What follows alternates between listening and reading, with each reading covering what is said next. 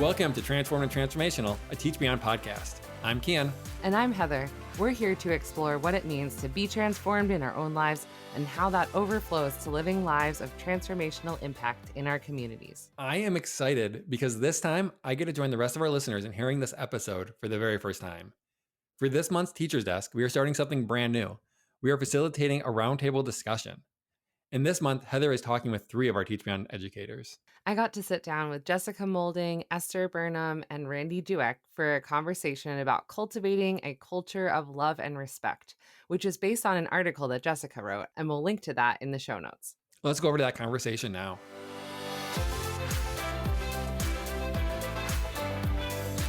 Today, I'm so excited to be talking with Jessica, Esther, and Randy in this roundtable format. So, to introduce everyone to your voice and who you are, let's have each of you say your name, maybe where you're currently located, and a brief overview of your lens as an educator. Let's start with you, Jessica. Hello, I am Jessica. I am currently in the Dominican Republic. My educational career started in Illinois. I was a teacher, and then through Teach Beyond, wound up in the Dominican Republic, where I have been teacher, school leader, school founder, and now I have transitioned out of school leadership and into working with other school leaders around Latin America with Teach Beyond and helping them in their curriculum needs. Yes, yeah. And Esther, what about you? Yeah, so I'm Esther, and I currently am based out of Texas. I have taught in Texas, substitute taught here, and also taught in Central Asia, Central America, and the Caribbean. And I was in a couple of those countries. I was elementary principal for my last year. Great. Yes. Several different cultures you've lived in and different roles you've played. That's great. And Randy, welcome back to the podcast. You've been on before, so we recognize your voice, but why don't you give a brief introduction of yourself? Thanks, Heather. It's good to be back. Randy Dueck. I am in Canada. I am somewhat retired. I have spent a career teaching, especially middle years, junior high, which I loved. I've been a Christian high school principal for 9 years and lived with my family in Lithuania for 1 year and in India for 1 year. Those are both education related, and then was a public school division assistant superintendent and superintendent for 13 years. Yeah.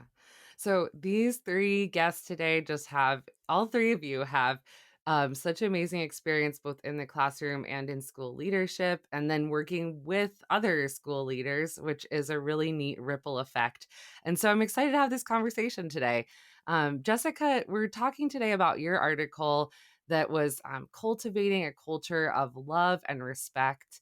And so that's our topic for today. And I just want to open this up to any of you. How would you define or describe classroom culture, and how even we go about cultivating a positive classroom culture? I think classroom culture forms naturally.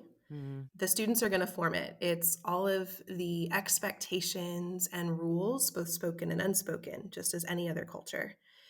And so we see the students, they're going to form one, whether it's positive or negative, it's going to naturally form.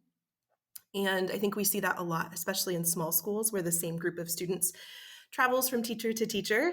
You'll start to hear, oh, well, that class is, and they'll start to have their own adjectives as that culture forms. And so I think what's beautiful is, as teachers and school leaders, we have the ability to help form that culture because it's going to appear. And if we cultivate it correctly, or if we are intentional with it, we can begin to take both the positive and negative aspects that naturally will develop and utilize them to form a more cohesive community that can work in a single direction. I would agree with that. I think it's a way of being together, and it does form naturally. We as teachers can influence the formation of that, and sometimes we can't, even though we try. But we may make an effort. There's some intentionality to the culture as well on our part. And I think part of that intentionality comes through observation. Like, observation is a significant portion of the teacher's role in figuring out how that culture needs to be cultivated or nurtured or directed. Yeah. Well, all three of you use that word intentional. And so it makes sense that we're having a conversation about how to do this because while it's going to happen naturally, that there is a culture, what we are doing to steward our responsibility in the classroom as educators or in the school building as a school leader is going to need to be intentional and have forethought in that. And yeah, so that's what we're talking about today. That's great.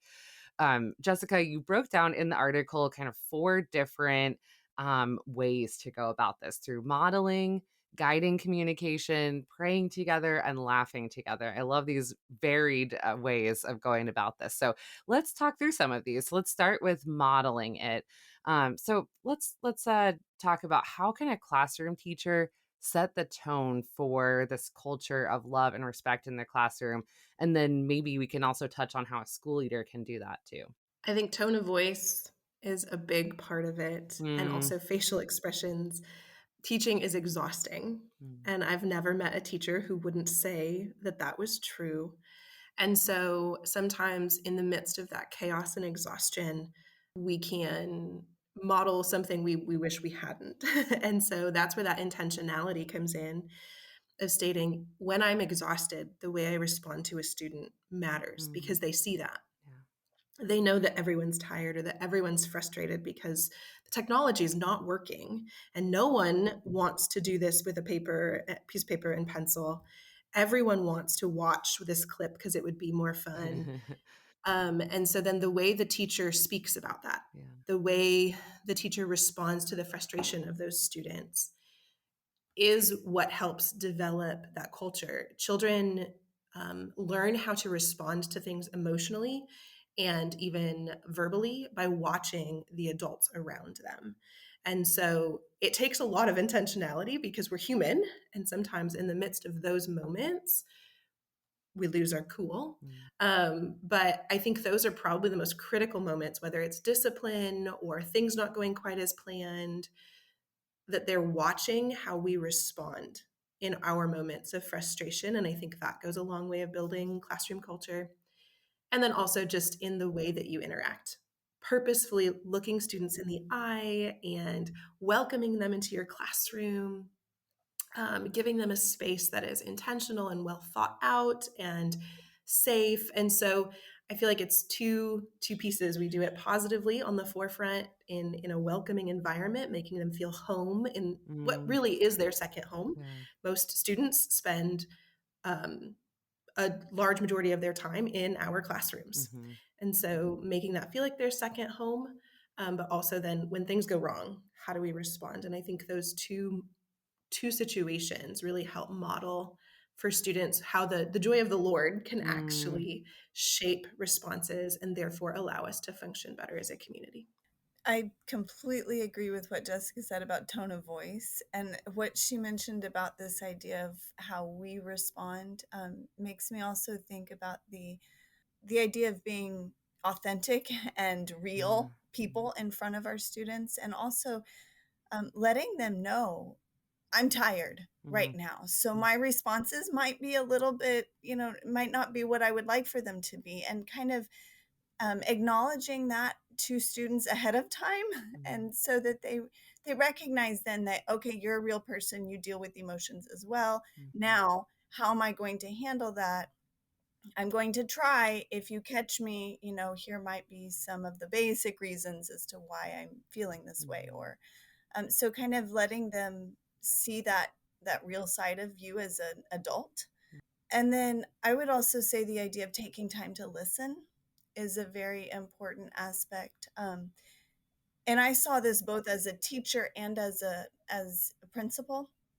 In one of my classes, I had a student come up to me and complain about a toothache, and I thought, I don't know what to do about a toothache.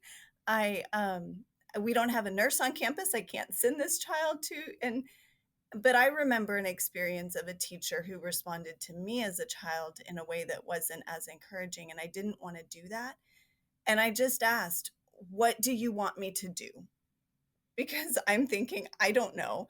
And this child just said, I just wanted you to know. And I thought, well, that's super easy. I can know. Like, I don't have to, Right. it's a lot more helpful if, just taking that time to listen and to allow them to share in responding in a way that is encouraging to them in that moment. So I think that listening as well as being authentic before them are helpful. As I listen to this, I'm aware that there are actually multiple cultures in a classroom. And there is that grade 8 class, like the culture of that grade 8 class, whatever it might be. But I think as teachers, we need to break through that big culture all the time and have an individual culture almost with each student. And there's a sense for the student that they know that we feel we're communicating to them directly. You belong here. I notice you, and that's with the toothache or whatever it might be. I will see you.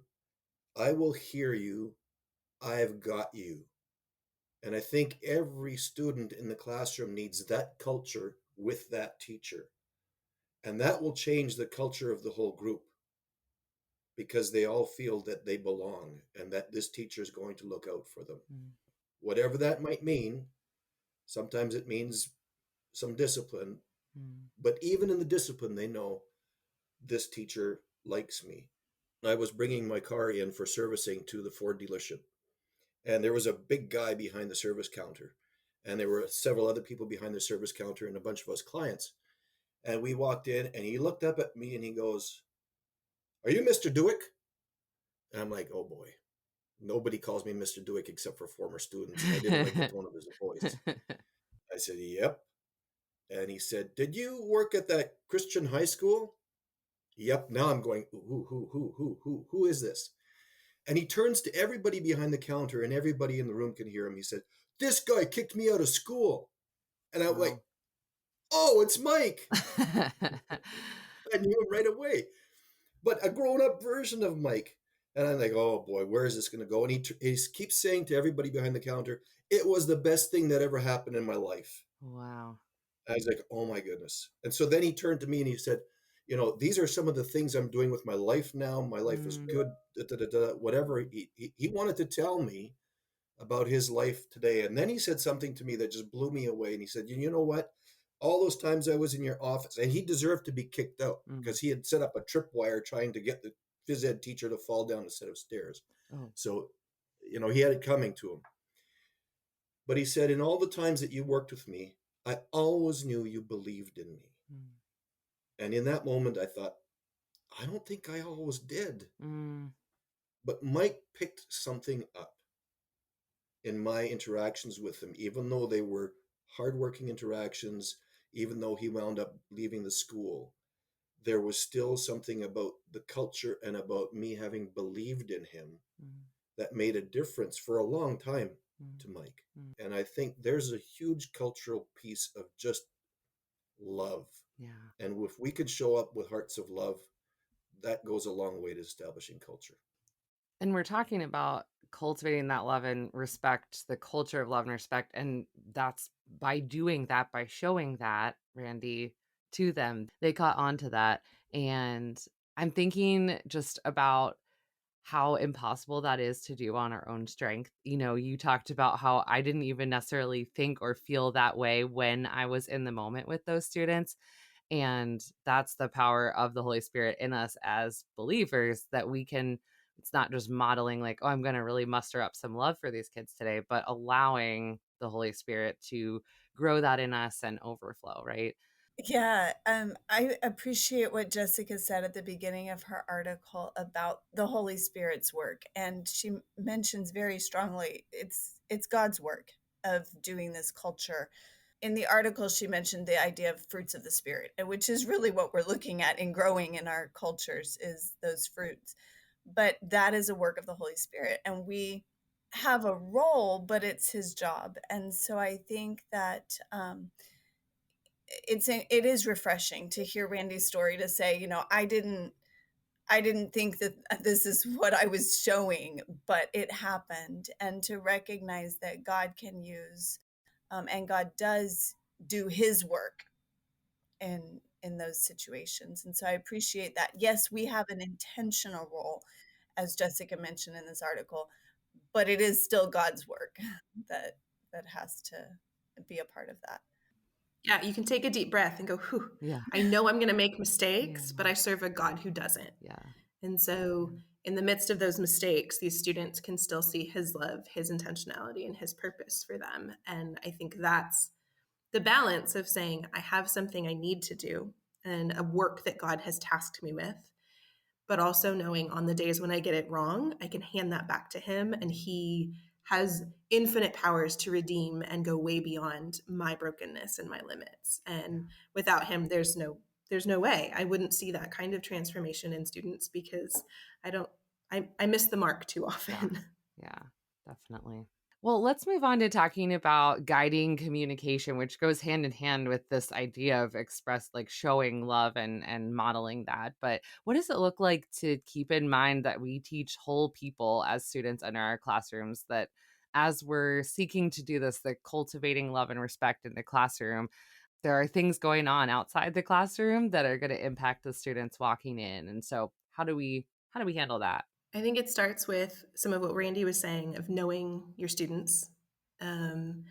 So having intentional conversations with them one-on-one and staying plugged into kind of what's happening in their world.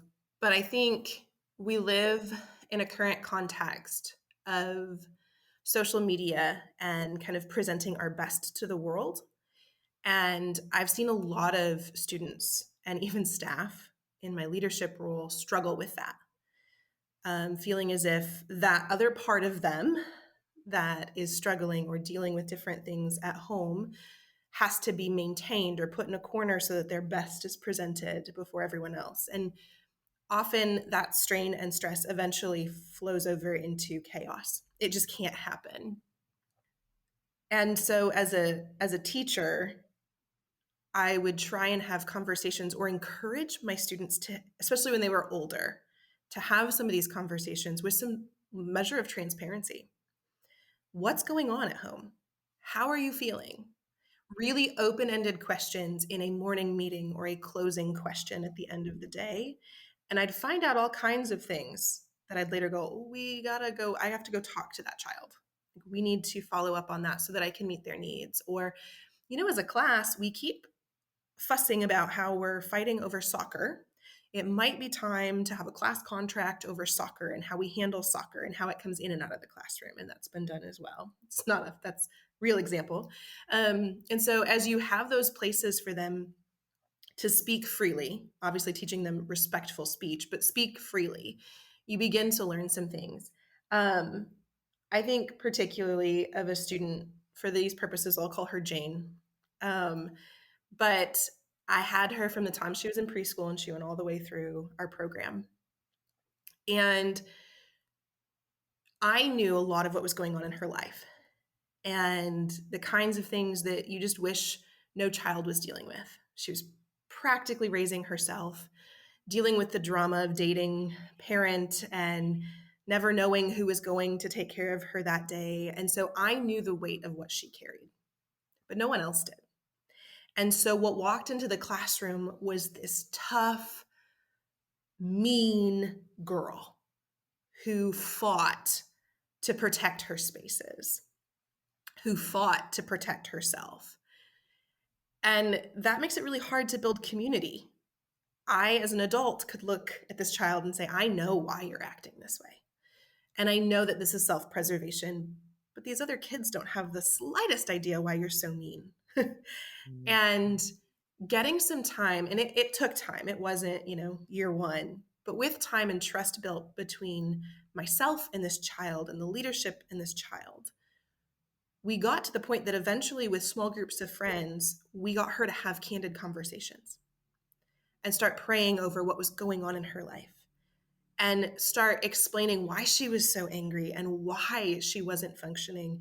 And suddenly the classroom became a safe space to just be mad. She didn't have to be mean. She didn't have to guard herself. She could be vulnerable with those that she came to trust. And when we did graduation with this particular student, we were talking over these kids that we had, many of them from the very beginning of Arbor Christian Academy, and getting to stand behind her and lay hands on her and say, I have watched the Lord soften your heart. I have watched the Lord take hurt and hard and cultivate it into something beautiful in you. And so when we talk about in the classroom, working with a whole student, it means trying to give them a space that's safe enough for them to be human and not social media version.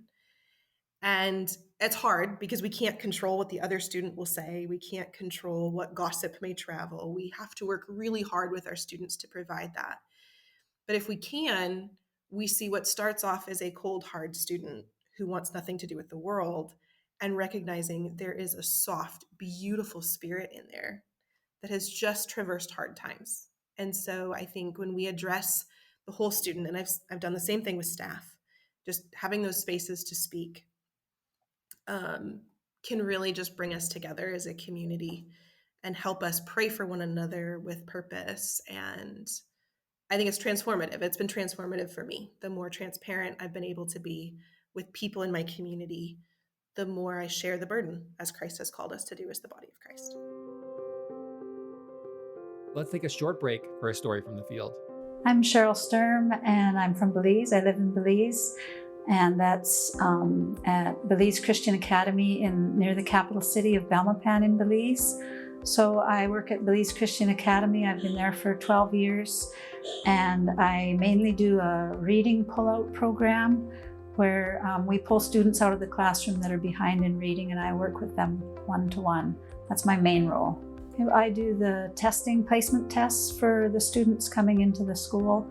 And so everyone that comes in, we give them a placement test to see exactly where they're at in math and reading and that. I do that. And then with that, I would get to know them and interact with them and kind of see where they were at and where they're at. And so then I would give some input to the leaders of the school for how we should place them. Well, I've actually lived in Belize for 40 years. I came there when I was 22 to Youth with a Mission. That's how I ended up in Belize. I ended up staying after my training, meeting my husband, getting married, having my children. I homeschooled our children for 16 years. But when they got towards the end of their high school years, I sent them to Belize Christian Academy for grade 11 and 12 so they could graduate. And as we were wrapping up homeschooling, then it was like, okay, I could get a job. So I got a job there. And that's how I got to BCA. I've been there ever since. A girl that was 13 and she wanted to go to grade 9 into high school. She'd finished primary school in Belize. But when I tested her, her math and her reading was far below high school level. And so we assigned her to go into grade 7. And I met with her to talk to her about this placement test. And she cried. I remember her eyes filling up with water. She was such a beautiful young lady. And I just encouraged her, I prayed with her, and it ended up that I ended up working with her a lot for math and reading. And we went back in and kind of rewound everything back to the beginning and worked it out and went through all the details and figured everything out.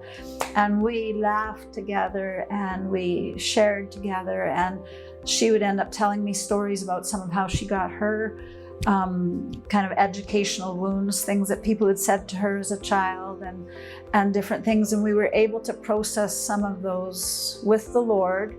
And she didn't know the Lord, but I believe through that influence, she came to know the Lord in some way. You know, in that time I had with her that year, from September to February, by February, she was getting 90s and competing with the top students in her math class. Although she was put back like that year, the year she turned 14, God just did an amazing work in her life where I believe she would have been able to say at the end of that it was hard. Like Joseph, you know, he was carried away into this terrible situation, but later in life he would have looked back and gone, yeah, that was terrible, but if I could go back and change that terrible thing that happened to me, I don't think I would, because that's where so much happened in his life. And it was that kind of redemptive or transformational story for her We laughed and cried together, and she grew. Total transformation because of God coming into her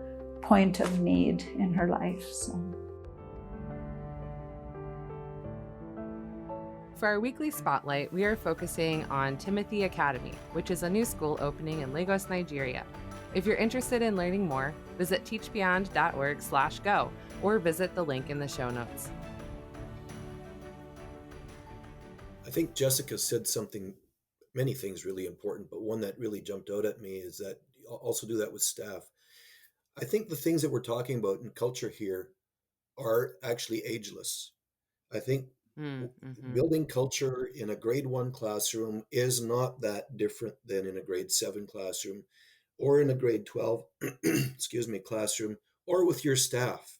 And it's the same thing. The staff have to hear you belong here. I notice you. I'm going to know what's going on with you. I'm going to interact with you. I will do my best to make this a safe place for you.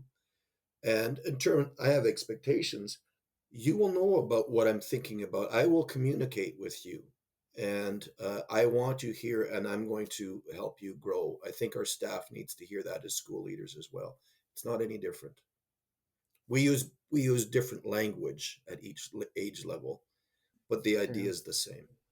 Yeah, or maybe even what we can share, the level to which we share it, right? There's still professional boundaries, there's still adult child boundaries, adult student boundaries, but understanding, like we were talking about authenticity earlier, the being real and saying I'm sad today, or I'm feeling hurt, or I'm feeling tired, does communicate some level of understanding, without giving them all the information. And probably you don't need to say it exactly like that with an adult. We can share a little bit more, but it doesn't have to be the whole story to still have that empathy and understanding. And yeah, it's good. I think there are times as well that you, as a teacher, can observe the whole class attitude.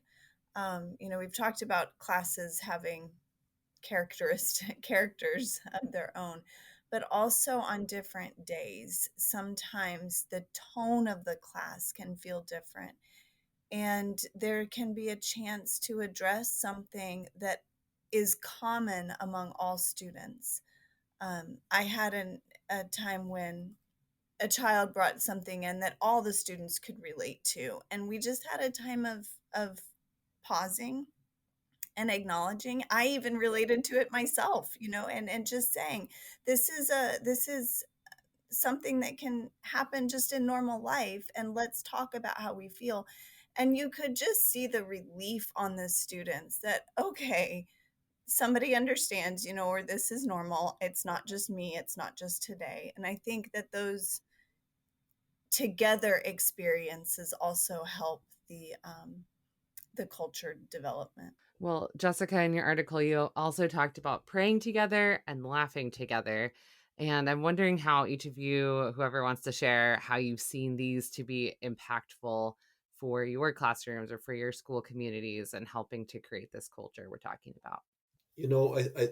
Praying together is a really essential thing. As principal of a school, I think I did that more with my staff when they were going through things than I necessarily did with my students. I think I could have done it more with my students, but often I don't know that I found a way that when a student was in my office and I was disciplining that student, that it was right to then pray for them there, because I thought that could come across as some kind of manipulation if I couldn't find a genuine way to do that.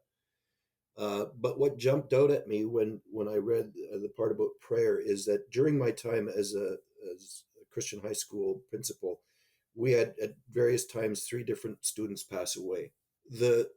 Those were very difficult times for our school culture. But one of the things that we were able to do in all 3 cases, before the funeral even happened, we were able to pull together a memorial service in our chapel, and kids had a chance to what's to be prayed for, but also to share a little bit if they could, carefully if they wanted to. And in each of those cases, we had the family of the student that passed away present. And we heard from every one of those families that it was such a blessing for them that in the day or 2 days following the passing, for them to hear from the peers of their child and to be together with them in that grief. So there was a lot of prayer that happened. It was completely a spiritual, a holy moment. But you can do that in a Christian school. You can do that in a Christian classroom, like you can't do in a public school system.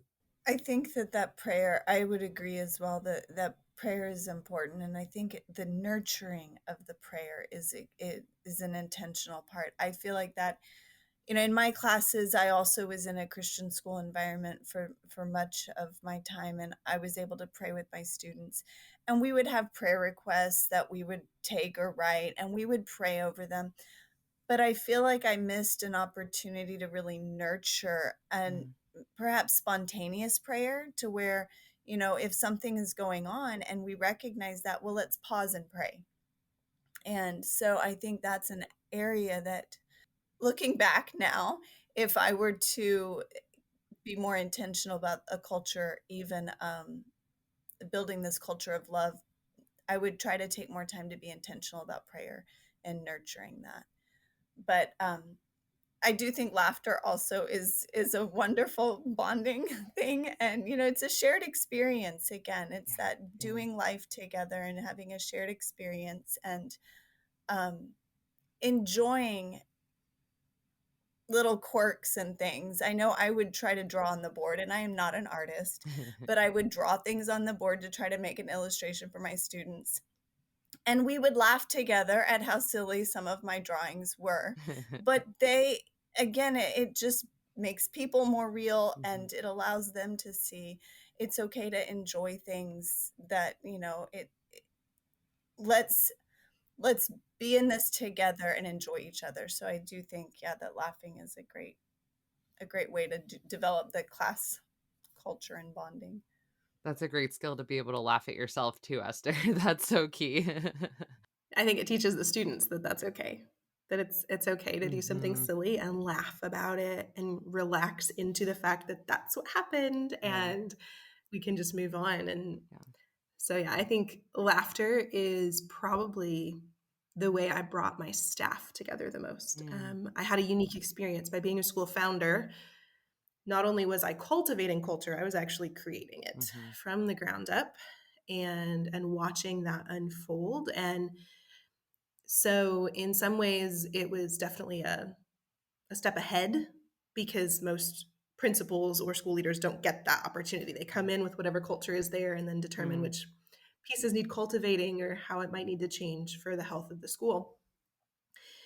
And so from the very beginning, silly games during staff training, not just the getting to know you, checklists and bingos, but like, let's intentionally do something absolutely ridiculous together. I mean, I think back to one of our first Thanksgivings, we did a turkey game where you stuck feathers in a tissue box, had to wear it around your waist and jump until all the feathers came out. And, things that were just so silly and so ridiculous, and they're deeply ingrained memories. There is just so much just scientific research about the health benefits of laughter, both physically and emotionally, that I still kind of look at laughter as one of those just beautiful God-given gifts. And again, I mentioned in the article, it's not taught. Babies do that. And I'm thinking about my new little nephew, and the very first times he laughed, he was sleeping. It wasn't even intentional, but those were the sounds that he made. And so I think laughter is just a beautiful expression of the joy of the Lord. And in creating those spaces, we kind of take away some of the boundaries between us. We take away language barriers, which, especially my first few years, I did not speak Spanish when I came down here. So being a school leader and teacher with zero language skills, I'm still not sure how I survived it. But I do know that some of those same activities, they broke down barriers between ethnicity and expectation. And I think that can be true across the board in any form of leadership, whether it's teacher or leader. When I think about prayer, some of my most significant evidence of prayer being powerful in the classroom are actually from the 6 years I taught in public schools in the United States, where I could not pray with my students and I could not openly profess my faith. But I remember a staff member going through something really difficult, and I said, "Oh, I'm so sorry. I'll be praying for you." And in that moment, the Holy Spirit really convicted me and said, "Will you?" I went, "Oh, will I forget, or will I stop? Will I pause and pray?" And it was very firm. "You need to pray with her now." And so in the middle of the staff room, I stopped what I was doing and I prayed for her. And decade later, she'll still tell me that that moment meant something to her.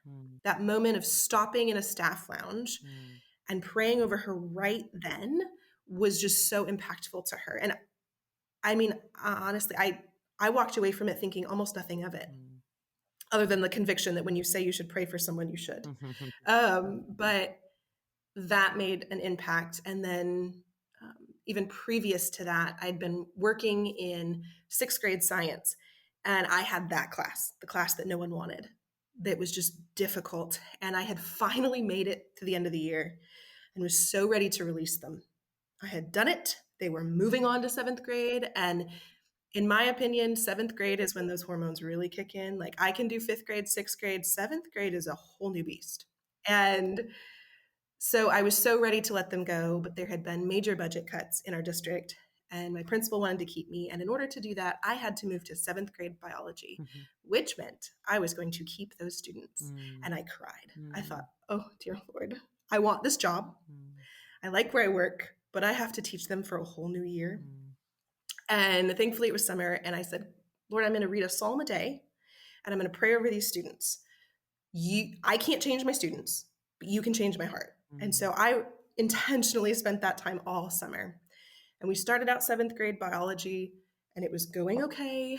And I had a correct attitude before the Lord. And 2 weeks into the school year, they switched me and moved me to 1st grade, which I'd always wanted elementary school anyway. And so here I had the opportunity to move down more into levels that I had always desired. And it was going to be more protection for my job in the future based on how cuts were happening. And on that last day when I had to say goodbye to those students, I bawled. It broke my heart to leave them. And in that moment, I realized the power of prayer in my life. Those kids hadn't changed. They really had not. But I had, and my love for them had shifted to a point that I was actually going to be sad to walk away from them. And so I think there's just so much power in submission to the Holy Spirit, whether that's in laughter or prayer or intentional conversation, that when we just keep giving those mundane, normal moments back to Him, He is faithful and just to do incredible transformation through them. So well said. Well, today I get to, as we wrap up, ask this final question that usually Kian asks. So let's hope that I can say it right. But every week on the show, we ask our guests, what's one thing that's changing your life? It can be big or small, anything in between. So I'm really excited to hear what you guys have to say on this. I'll go first to give you a moment to think about it. What is changing my life lately is that the small group Bible study from my church went through a bunch of changes in terms of who's in the group for a couple of different reasons that happened at the same time. And so we have almost a whole new group, and it's now all women, and a lot of them are new to the city. And so that has just been a change in the dynamics and really exciting to be a part of welcoming them to the city. So that's been changing my life lately. What about you guys? Let's go with Randy first, if you're ready. Last night we had our first snowfall of the season, and it was magical, and woke up and there's snow covering all of the trees and my driveway, and I'm going to go and shovel it right after we finish this recording. Wow. And so it's one of those perfect first snowfalls of the season. I love it. The first snowfall is just so magical. It still feels a little early in my opinion, but I know you're from Manitoba and so you're used to this, but at the same time, that's awesome. Enjoy the magic of the first snowfall. What about you, Esther? What's been changing your life lately? Yeah, recently I read an account of the Shantung revival by one of the missionaries that experienced it, and it has been changing my prayers and my it's just kind of processing of things. But I think just to kind of, it's been shifting my prayer focus. That's great. Jessica, what about you? I think the Lord has just been really gracious to let me kind of look back recently. And it's been a more recent discovery of sorts that I have been in seasons of 3 to 6 month transition for almost 2 years now. Wow. And I hadn't realized how long that had been. Like, you make it through this first transition and then the next one. And many of these have been planned out and we've known they were coming, but I have not experienced, I think, what I would say is like normal everyday patterns, which, I mean, can you have those on the mission field? I don't know. Chaos is kind of our normal. But transition being consistent for this long and recognizing that as difficult as that has been, I have been shaped by it, and God has been just extraordinarily gracious in a lot of valleys, in a lot of difficulty, in a lot of change.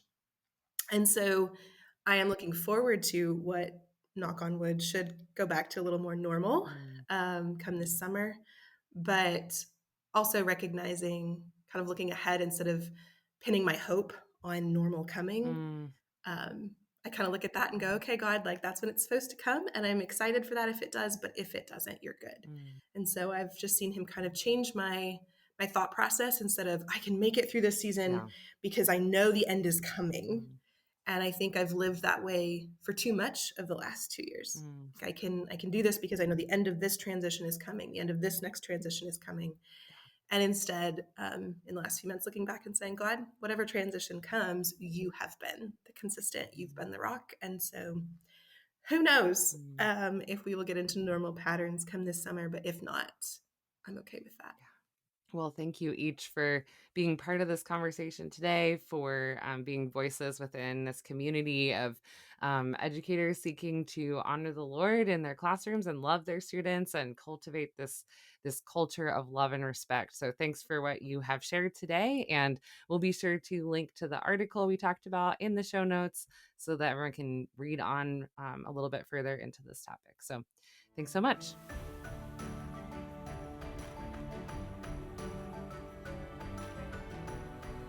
That was a great conversation. I love hearing and talking to people who have such a deep knowledge and passion for what they do.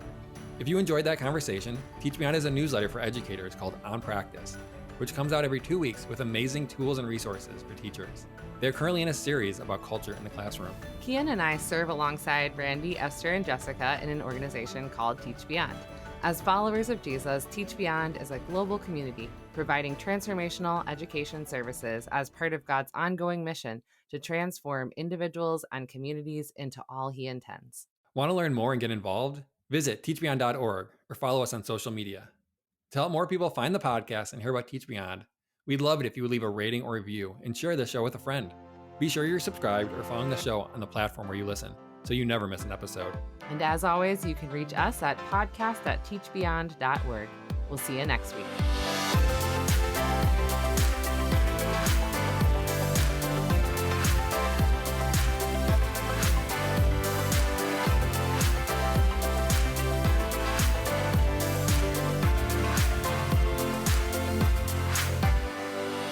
The mystery word for this week is R. Oh man, Kian. Okay, it's R. A-R-E.